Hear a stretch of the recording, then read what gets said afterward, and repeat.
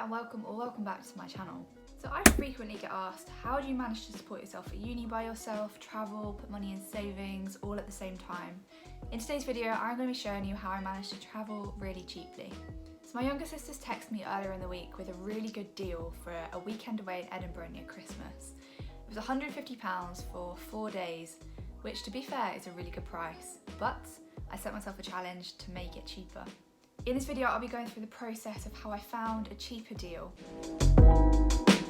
So the first thing that I did was to look for flights because accommodation prices don't tend to vary too much day to day. I would have considered the train, but I already know the train's going to be super duper expensive. I compared different dates that they could do in November until I found a really good deal. Our closest airport is Norwich, so just for convenience I did look at flights from Norwich, but as I expected they were far too expensive. So it was back to the drawing board.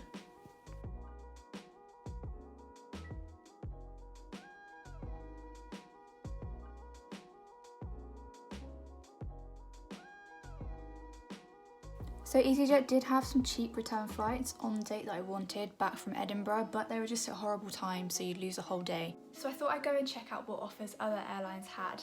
So I actually found the EasyJet flight on the way out there to be the cheapest at £24.99 a person, but on the way back I found the best flight to be a British Airways flight at £38. This is because it flies back into Heathrow, which is slightly closer to where we live, and it was also a slightly better flight time than some of the other EasyJet and British Airways flights, and only a couple of pounds more. So by booking the outbound flight with EasyJet and the return flight with British Airways, you get better flight times and it still works out cheaper than having both flights with EasyJet. And both companies offer enough space in the hand luggage that you don't have to pay any extra for baggage. Or not for 4 days anyway. So because my sisters won't be driving to the airport, then it doesn't matter that they're flying from and coming back into different airports. This can often make your flights so much cheaper. So then it was time to start looking at accommodation. I looked on a couple of different sites, but hotels.com seemed to be the cheapest. Now, when I'm looking for accommodation, there are 3 things that I'm looking for: price, location, and whether or not breakfast is included in the price. So this hostel was the first and cheapest accommodation that came up. It looked okay, so I clicked on it. The reviews were good, the location was excellent right in the middle of the city, and the rooms looked fine, and between 2 people the price was excellent.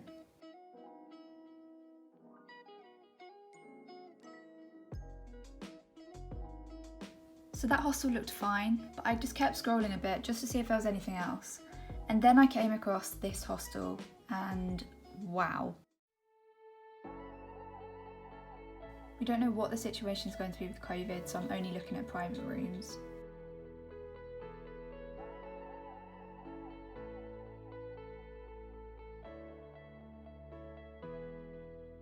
So the rooms looked amazing, the reviews were amazing, and the location was amazing. And the price really wasn't that much more than the other hostel once you split it between 2 people. So as I said, when I look for accommodation, the 3 things I look for are price, location, and whether or not they include breakfast. The hostels were such good value that I thought it would just be a good idea to look for hotels that included breakfast as well, see if I could find any that were close to the city centre and whether or not that made it good value. Basically, if you could find other accommodation that's close enough that you can walk into the city centre rather than having to pay for transport, and that the breakfast cost was about the same price or less than what you'd spend on going out every day, then I'd say it's definitely better value. So I filtered my search to only include hotels or hostels with free breakfast included, and this Holiday Inn was the cheapest one that I could find at £152 for 3 nights.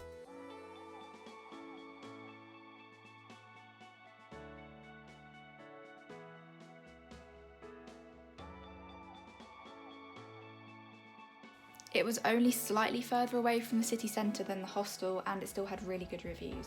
So to work out which offer is going to be the best deal, you need to work out how much roughly you'd be spending on breakfast if you stayed in the hostel, and then work out the difference in cost with the price of the hostel and breakfast compared to the price of the hotel.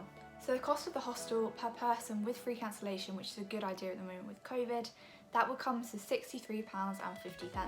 I've done a little bit of research and it seems that a budget breakfast in Edinburgh is going to be around £6 a day, so times that by 3 is £18. So add that to the total of the hostel per person and it comes to about £81.50. In comparison, the hotel with the breakfast included would only be £76 per person. And most hotels will offer a buffet breakfast, meaning that you can fill yourself up as much as you want and then not spend as much on lunch. Yes, there are benefits of staying in a hostel, such as you can have a different breakfast at a different cafe every morning, but you're still going to be having lunch and dinner out every day, so if it was me, I'd definitely go for the cheaper option. Last two things to consider are definitely take your own food with you if you can, and also if you're a student, use student discount on hotels or flights, or for example, me and my sister both work in the NHS and both have a blue light card. That means we get money off of hotels as well. So off of hotels.com we get 10% off, which would be really useful for booking this trip.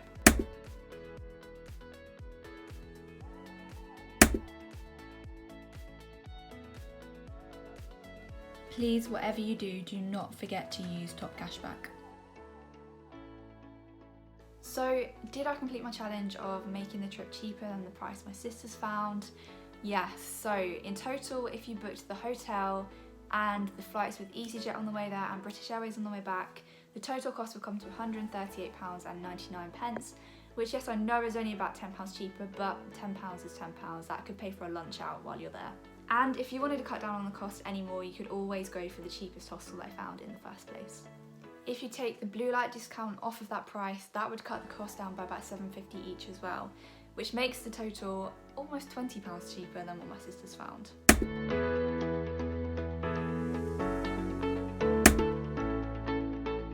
I really hope that this video has been helpful to you, and if it has, as always, then comment down below to let me know, hit that like button and subscribe.